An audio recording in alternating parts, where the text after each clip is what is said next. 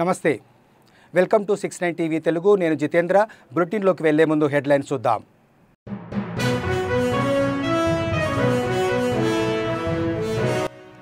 అప్పు తీసుకునే శక్తి లేని ఏకైక రాష్ట్రంగా ఏపీ మిగిలింది ఏపీ అసెంబ్లీలో బడ్జెట్ ప్రవేశపెట్టిన ఆర్థిక మంత్రి పయ్యావుల కేశవులు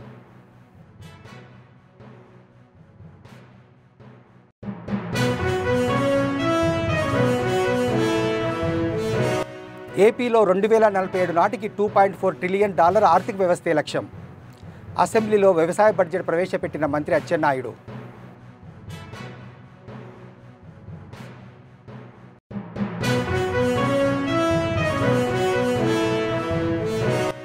కృష్ణా జిల్లా నిమ్మకూరులో పర్యటించిన హిందూపురం ఎమ్మెల్యే గ్రామంలో త్వరలో క్యాన్సర్ ఆసుపత్రిని నిర్మిస్తామన్న నందమూరి బాలకృష్ణ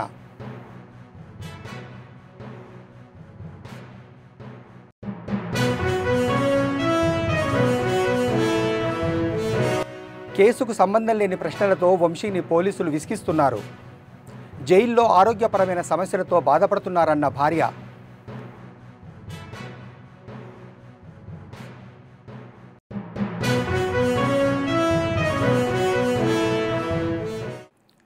రెండు 2025-26 ఆర్థిక సంవత్సరానికి గాను వార్షిక బడ్జెట్ను ఆర్థిక శాఖ మంత్రి పయ్యావుల కేశవులు అసెంబ్లీలో ప్రవేశపెట్టారు ఈ సందర్భంగా ఆయన మాట్లాడుతూ గత ప్రభుత్వ నిర్లక్ష్యం కారణంగా రాష్ట్ర ఆర్థిక వ్యవస్థ కుదేలైందని అన్నారు వచ్చిన పరిశ్రమలను రాబోయే పెట్టుబడులను రానివ్వకుండా చేశారని మండిపడ్డారు వైసీపీ పాలన చూసిన ప్రజలు 2024లో అపూర్వమైన తీర్పుని ఇచ్చారని రాష్ట్ర పునర్నిర్మాణం ఎన్నో సవాళ్లతో కూడుకున్నదని తెలిపారు ఆ సవాళ్లను అధిగమించడంలో చంద్రబాబు ఆయనే సాటి అని కొనియాడారు 2019లో వచ్చిన ప్రభుత్వం రాష్ట్ర అభివృద్ధికి అడ్డుకట్ట వేసి ఉద్యోగులకు జీతాలు కూడా సకాలంలో చెల్లించలేని స్థితికి తీసుకొచ్చారని ఫైర్ అయ్యారు 3.22 లక్షల కోట్లతో 2025-26 వార్షిక బడ్జెట్ను రూపొందించామని అన్నారు రెవెన్యూ వ్యయం అంచనా 2,51,142 కోట్లు అని తెలిపారు అదేవిధంగా మూలధనం అంచనా 40,635 కోట్లని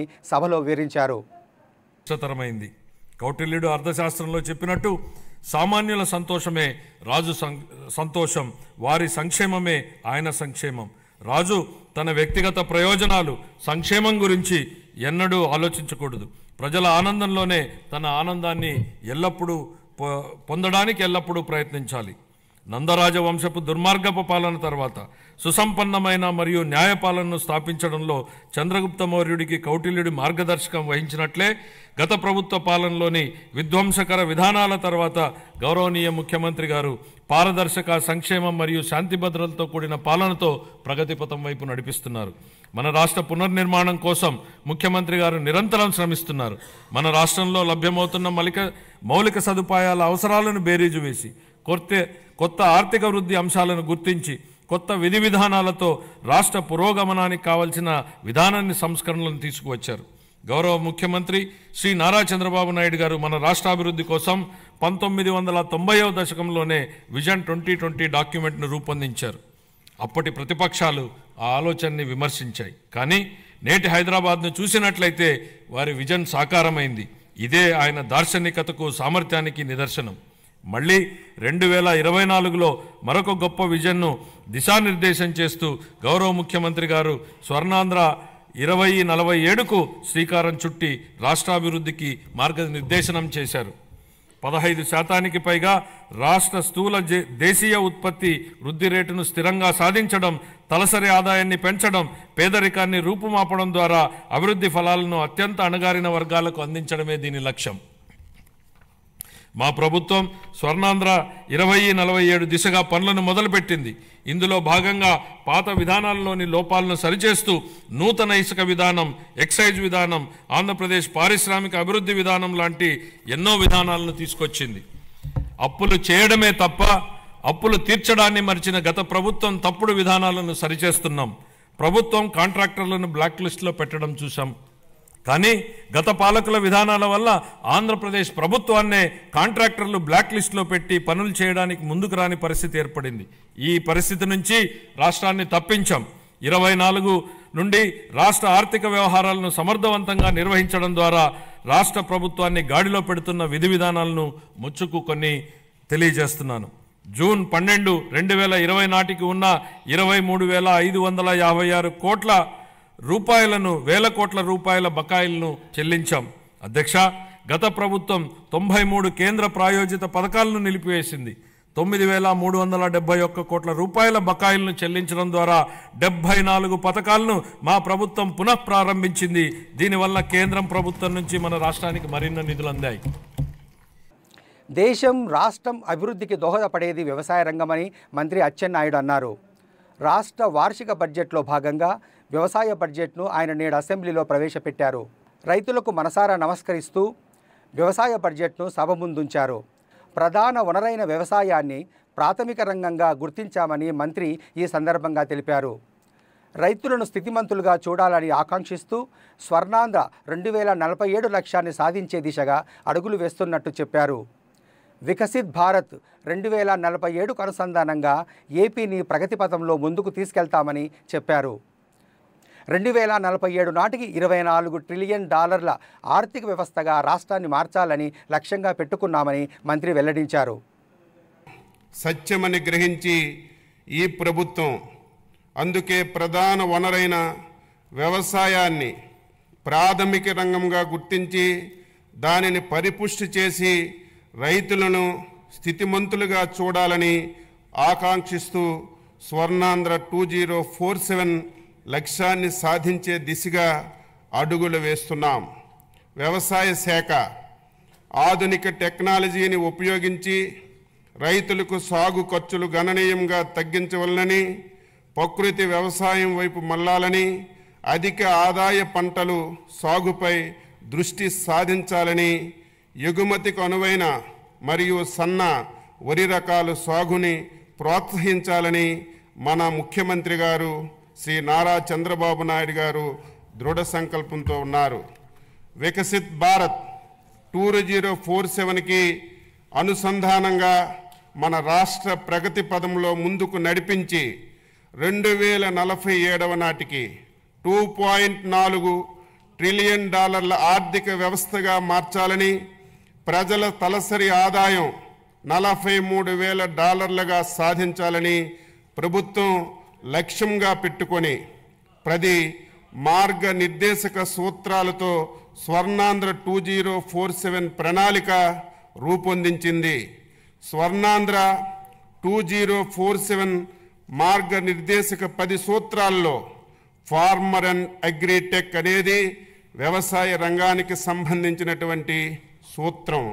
స్వర్ణాంధ్ర 2047 లక్ష్య సాధనంలో భాగంగా వ్యవసాయ రంగంలో 15% వార్షిక వృద్ధిని సాధించడానికి 11 వ్యవసాయ పంటలను గ్రోత్ ఇంజిన్లుగా గుర్తించి వాటి దిగుబడి పెంచడం మరియు ప్రకృతి వ్యవసాయంలో విస్తీర్ణం పెంపుకి కార్యాచరణ రూపొందించాం. 2024-25 సంవత్సరంలో ఏపీ జిఎస్డిపి మొదటి ముందస్తు అంచనాల ప్రకారం వ్యవసాయం జీవీఏలో 57,187 కోట్లు, అంటే వ్యవసాయంలో వృద్ధి రేటు 22.86%గా నమోదైంది. గత ప్రభుత్వం భూసార పరీక్షలను పూర్తిగా విస్మరించింది. మన ప్రభుత్వం 2024-25లో సాయిల్ హెల్త్ అండ్ ఫెర్టిలిటీ పథకం కింద 13.09 కోట్లు నిధుల ఖర్చుతో 4,30,000 భూసార పరీక్షా పత్రాలను రైతులకు అందించింది. అలాగే 2025-26 సంవత్సరంలో 6 లక్షల భూసార పరీక్ష పత్రాలు రైతులకు అందించడానికి లక్ష్యంగా పెట్టుకున్నాం. కృష్ణా జిల్లా నిమ్మకూరుని హిందూపురం ఎమ్మెల్యే నందమూరి బాలకృష్ణ సందర్శించారు. ఈ సందర్భంగా ఆయన మాట్లాడుతూ ఈ గ్రామానికి ఎటువంటి సహాయం కావాలన్నా చేయటానికి సిద్ధంగా ఉన్నామని, రానున్న 8 నెలల్లో క్యాన్సర్ ఆసుపత్రిని కూడా ప్రారంభిస్తామని తెలిపారు. ప్రస్తుతం హైదరాబాదులో ఉన్న ఆసుపత్రిని పెంచే పనులు జరుగుతున్నాయని తెలిపారు. అంతకుముందు ఆయన ఎన్టీఆర్ బసవతారకం విగ్రహాలకు పూలమాలలు వేసి నివాళులర్పించారు. అనంతరం గ్రామస్తులతో కాసేపు ముచ్చటించారు.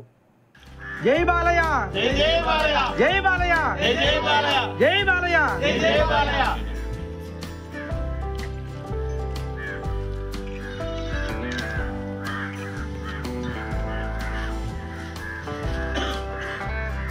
ఎన్టీఆర్ జోహార్ జోహార్ ఎన్టీఆర్ జోహార్ జోహార్ ఎన్టీఆర్ జోహార్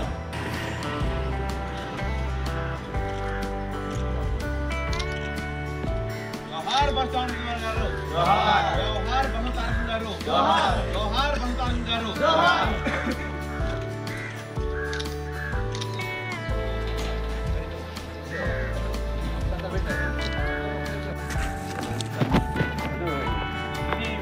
అది వేరు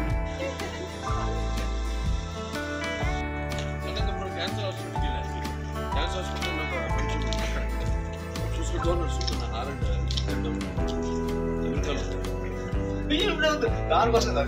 దీనికోసం నేను కూడా నాగర్వం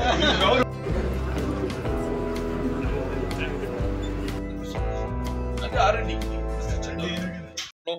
దాన్ని పట్టించుకోకపోవడం ఎప్పటికప్పుడు వచ్చినా మన వాళ్ళంతా టచ్లో ఉన్నా నేను కూడా వచ్చినప్పుడు ప్రత్యక్షంగా చెప్పడం లేకపోతే ఫోన్ ద్వారా నాకు తెలియజేయడం వాటికి నేను పోయినసారి కూడా సబ్ కలెక్టర్ గారితో మాట్లాడడం జరిగింది ఒక విషయం గురించి. అలాగే ఈ డొంగకి దారులు ఇప్పుడు చెప్పారు నీటికి వేసున్నారు, 1-2 మిగిలి ఉన్నాయి, వాటిలన్నీ కూడా త్వరగతిని పూర్తి చేస్తారు. నాన్నగారు స్మారకం పాత ఇల్లు కూడా ఏమైనా డెవలప్మెంట్ చేయడానికి దాన్ని మ్యూజియం లాగా చేయడానికి కూడా ఉందండి, అది కూడా ఉంది, ఐడియా కూడా ఉంది, త్వరగతిలో ప్రారంభించేస్తాం పనులు కూడా. కూడా మనకి క్యాన్సర్ హాస్పిటల్ కూడా ప్రారంభిస్తా ఉన్నారు కదా, ఇప్పుడు మొదలు పెట్టాలి. అది టైం పడుతుంది, ఒక 6-8 నెలలు పడుతుంది. మాది no profit no loss, so తాతల మీద ఆధారపడి వాళ్ళం. సో త్వరగతిన ఇప్పుడున్న ఆసుపత్రి ఎక్స్పాండ్ చేస్తున్నాం హైదరాబాద్ కూడా, ఎందుకంటే చూస్తున్నాం కేసులు పెరిగిపోయి ఇన్సూరెన్స్ పెరిగిపోయి, సో అది కూడా ఎక్స్పాండ్ చేస్తున్నాం ఆసుపత్రి. త్వరగతిలో ఇక్కడ ఆసుపత్రి కూడా ఒక 6-8 నెలల్లో ప్రారంభించేస్తాం. మీరు ఎమ్మెల్యేగా ఒక మాట అడగచ్చు, రాజకీయంగా మొన్న అసెంబ్లీ జరిగిన తీరులో వాళ్ళు 11 నిమిషాలు వచ్చి వెళ్ళిపోయారు, దాని గురించి అడగచ్చు. లేకపోతే సస్పెండ్ చేస్తారు కదా. ఎన్టీఆర్ జిల్లా విజయవాడ కోర్టు వద్ద వల్లభనేని వంశీని భార్య పంకజశ్రీ కలిశారు. 3 రోజులు కోర్టు అనుమతించిన పోలీస్ కస్టడీ తర్వాత మళ్లీ వంశీని కోర్టు నుండి జైలుకు తరలించడం జరిగిందన్నారు. 3 రోజుల పోలీసుల కస్టడీలో తన భర్తను కేసుకు సంబంధం లేని ప్రశ్నలతో విసిగించారని తెలిపారు. జైల్లో ఆరోగ్యపరమైన సమస్యలతో బాధపడుతున్నారని, ఆరోగ్య సమస్యలను జడ్జి ముందు విన్నవించుకోవడం జరిగిందని ఆమె తెలిపారు. అంటే కేసుకు సంబంధం లేనివన్నీ అడిగారని అండ్ ఆల్సో కన్ఫైన్మెంట్లో ఉంచారు అలోన్గా. సో నాకు ఎవరు అసిస్ట్ చేయట్లేదు నాకు సీజర్స్ వచ్చినప్పుడు, కాబట్టి నేను అందరితో 4-5 కలిపి వేయండి, ఇట్లా కన్ఫైన్మెంట్ సెల్ పనిష్మెంట్ లాగా వేయొద్దు అని అడిగారు, రిక్వెస్ట్ పెట్టారు. ఆయన ఓకే అన్నారు. అంటే ఆయన టెంపరీగా వచ్చారంట, పర్మనెంట్ వాళ్ళు ఎవరో లేరంట ఈరోజు. సో ఆ జడ్జి గారు ఏం చెప్పారంటే ఈ రోజుకి నేను అసిస్ట్ చేయడానికి పెడతాను, తర్వాత మీరు పిటిషన్ వేసుకొని పర్మనెంట్గా సాల్వ్ చేసుకోండి, మీకు సో దట్ మీకు ఎవరైనా ఒకళ్ళు తోడు ఉండేటట్టుగా అని చెప్పారు. మేడం అంటే ఆస్తమా ప్రాబ్లంతో ఇబ్బంది పడుతున్నామని చెప్పారు సార్, చెప్పారు కాబట్టి జడ్జి గారు ఓకే అన్నారు. హెల్త్ ఇష్యూస్ ఉన్నాయని చెప్పారు, ఎందుకంటే అలోన్గా ఉన్నప్పుడు ఆస్తమా వచ్చి కాఫ్ వచ్చి తనకి సీజర్స్ వస్తుంది. బీఆర్ఎస్ ఎమ్మెల్సీ కవిత కొల్లాపూర్ పర్యటన సందర్భంగా ఫ్లెక్సీలు కడుతున్న ఆ పార్టీ నేత కొల్లాపూర్ మాజీ మార్కెట్ కమిటీ డైరెక్టర్ గుజ్జల పరమేష్పై రాత్రి కాంగ్రెస్ నాయకులు దాడికి పాల్పడ్డారు. ఆయన ఆసుపత్రిలో ప్రాథమిక చికిత్స పొంది శుక్రవారం ఉదయం డిశ్చార్జ్ అయ్యారు. దాడి సందర్భంగా పోలీసులు చోద్యం చూస్తూ ఉండిపోయారని బీఆర్ఎస్ నేతలు ఆరోపించారు. గాయపడ్డ బీఆర్ఎస్ నాయకుడు పరమేష్ను ఎమ్మెల్సీ కవిత కాసేపటి క్రితం పరామర్శించారు. తమ పార్టీ కార్యకర్తల జోలికి వస్తే సహించేది లేదని ఆమె హెచ్చరించారు.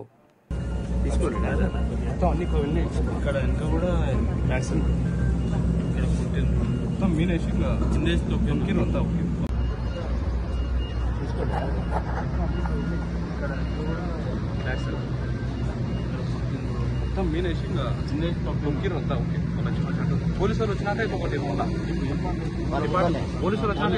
తర్వాత అంటే మమ్మల్ని చెదరగొట్టిండ్రు వాళ్ళను. హైదరాబాద్ సెంట్రల్ యూనివర్సిటీలో టీఎస్ ఈ-పాస్ స్కాలర్షిప్లు వెంటనే విడుదల చేయాలని డిమాండ్ చేస్తూ విద్యార్థులు ఆందోళన చేశారు. హెచ్సియు గేటు ముందు జరిగిన నిరసనను పోలీసులు అడ్డుకోవడంతో వారి మధ్య తోపులాట జరిగింది. ఈ సంఘటనలో పరిస్థితులు ఉద్రిక్తంగా మారాయి.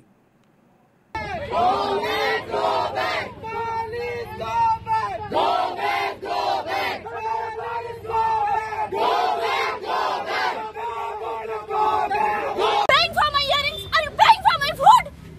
Then why? Why you came in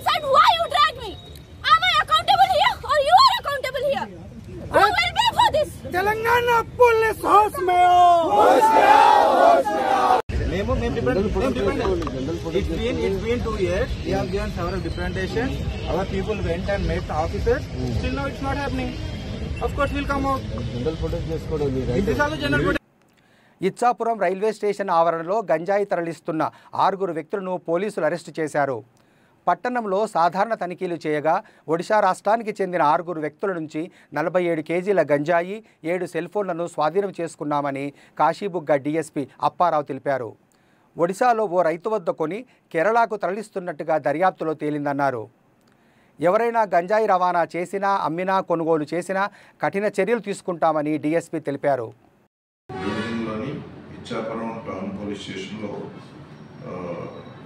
నిన్న మధ్యాహ్నం 3 గంటలకి రైల్వే స్టేషన్ దగ్గరలో 6 వ్యక్తులను అరెస్ట్ చేయడం జరిగింది. ఈ 6 అనుమాన స్థితిలో సోదా చేయగా వీరి వద్ద 47 కేజీల 480 గ్రాముల గంజాయి, 7 సెల్ ఫోన్లు వీరి దగ్గర లభ్యమయ్యాయి. వీరు ఒక సూట్ కేసులు మరియు 5 లగేజ్ బ్యాగుల్లో ఈ గంజాయి అంతటినీ కూడా ఉంచడం జరిగింది. మైకేల్ షబర్ అనే వ్యక్తి తన యొక్క స్నేహితుడైన ప్రకాష్ గమంగా, సుమంత షబర్, సుకాంత్ షబర్, తూటా గమంగా, బబులా గమంగా సాయంతో ఈ గంజాయిని కేరళ రాష్ట్రం తీసుకెళ్ళి దుర్గా నాయనికి ఈ సరుకుని ఇవ్వాలనే ఉద్దేశంతో వారు బరంపూర్ నుండి ఇచ్చాపురం వచ్చి ఇచ్చాపురం నుంచి రైలుకి వెళ్ళాలనే ఒక ఉద్దేశంతో వస్తుండగా వారిని రైల్వే స్టేషన్ దగ్గర పట్టుకోవడం కాశీ ఇచ్చాపురం టోనెస్సే గారు వారిని అదుపులో తీసుకోవడం జరిగింది.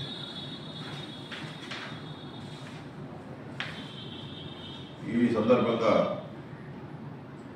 తల్లిదండ్రులకు ప్రజలందరికీ తెలియజేయదేమనగా ఈ మారక ద్రవ్యాలను కాలేజీకి వెళ్ళేటప్పుడు కానీ ఇతర స్నేహితులతో ఉన్న చెడు అలవాటు వల్ల కానీ ఈ మారక ద్రవ్యాలను వినియోగించడం అనేది యువత అందరూ కూడా ఇది నేర్చుకోవడం జరుగుతుంది. దీనివల్ల శరీర ఆరోగ్యంతో పాటు అనేక రకాలైన అనర్థాలు జరుగుతాయి. కాబట్టి తల్లిదండ్రులు పిల్లల యొక్క ప్రవర్తనని, పిల్లలు ఏం చేస్తున్నారని కనిపెట్టుకోవాలి. అదేవిధంగా ఈ కేసులు చాలా కఠినంగా శిక్ష పడతాయి. ఎవరైనా ఏదైనా దురుద్దేశంతో ఎక్కువ డబ్బులు సంపాదించాలని ఈ గంజాయిని రవాణా చేయాలని కానీ, గంజాయిని అమ్మాలని కానీ, గంజాయిని పండించాలని కానీ ఎవరు ప్రయత్నం చేస్తే ఇది ఎక్కువ మొత్తంలో ఫైన్ వేస్తారు, ప్లస్ జైలు శిక్ష పడుతుంది. అదేవిధంగా వారి యొక్క ఆస్తులను కూడా జప్తు చేయడానికే ఈ చట్ట ప్రకారం హక్కు ఉంది. ఎవరైనా ఒక కేసులో ముద్దాయిగా ఉన్నప్పుడు వారి యొక్క ఆస్తులను కూడా జప్తు చేసి కోర్టు వారు స్వాధీనపరచుకోవచ్చు. కాబట్టి ప్రజలందరికీ తెలియని విధంగా ఈ తప్పు మార్గాన్ని నడవకుండా మీ పిల్లల్ని కూడా జాగ్రత్తగా చూసుకొని ఈ విధంగా తప్పు మార్గాలు లేకుండా ఉండేటట్టు అందరూ కూడా చర్యలు తీసుకుంటారని చెప్పేసి శ్రీకాకుళం పోలీసు సిబ్బంది తరఫున మిమ్మల్ని అందరినీ కూడా కోరుతున్నాను. రంజాన్ మాసం రాగానే ముస్లింల ఉపవాస దీక్షలతో పాటు వెంటనే గుర్తొచ్చేది హలీం. ముస్లింలకు ఇఫ్తారీ విందులో ప్రముఖ వంటకమైన ఈ హలీం మతాలకు అతీతంగా ప్రతి ఒక్కరికి ఇష్టమైన స్నాక్గా మారిపోయింది. రుచితో పాటు పౌష్టికత కలిగిన హలీంను ప్రజలు లొట్టలేసుకుంటూ తింటారు. రంజాన్ మాసం కావడంతో విశాఖలో పలు ప్రాంతాల్లో హలీం కేంద్రాలు వెలిశాయి. దీంతో రంజాన్ వచ్చిందంటే ముస్లింలతో పాటు హిందువులు మతాలకు అతీతంగా హలీం తినేందుకు ఎదురుచూస్తుంటారు. ఎట్టకేలకు రంజాన్ మాసం రావడంతో హలీం కేంద్రాలన్నీ సందడిగా మారాయి.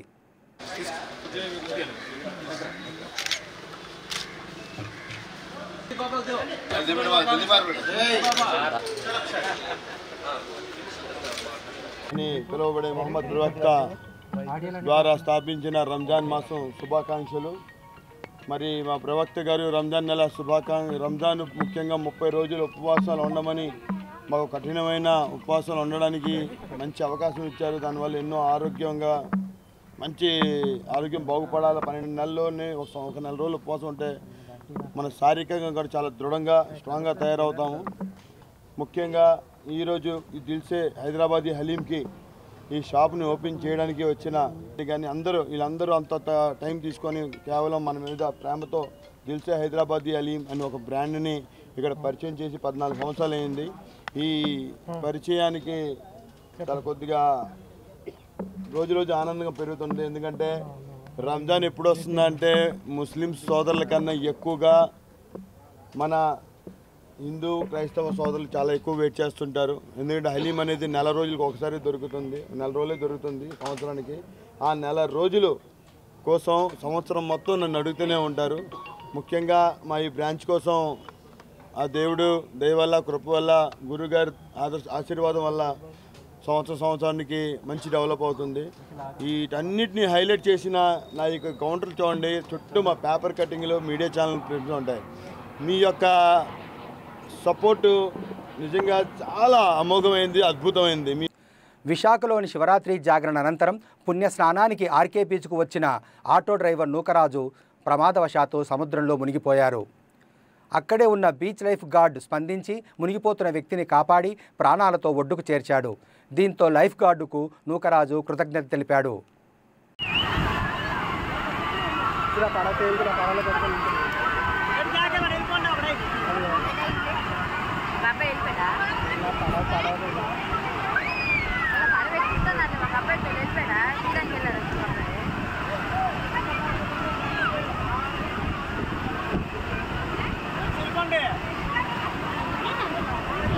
బులెటిన్ ముగించే ముందు హెడ్లైన్స్ మరోసారి.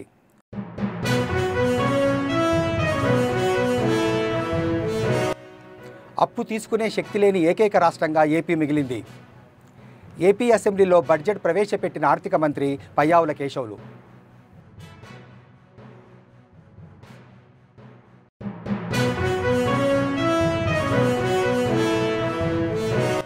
ఏపీలో 2047 నాటికి $2.4 ట్రిలియన్ ఆర్థిక వ్యవస్థే లక్ష్యం. అసెంబ్లీలో వ్యవసాయ బడ్జెట్ ప్రవేశపెట్టిన మంత్రి అచ్చెన్నాయుడు.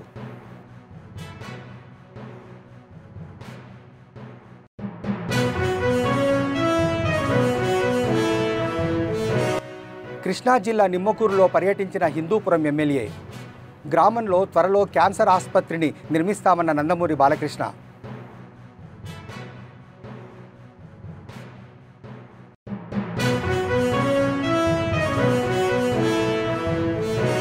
కేసుకు సంబంధం లేని ప్రశ్నలతో వంశీని పోలీసులు విసిగిస్తున్నారు. జైల్లో ఆరోగ్యపరమైన సమస్యలతో బాధపడుతున్నారన్న భార్య.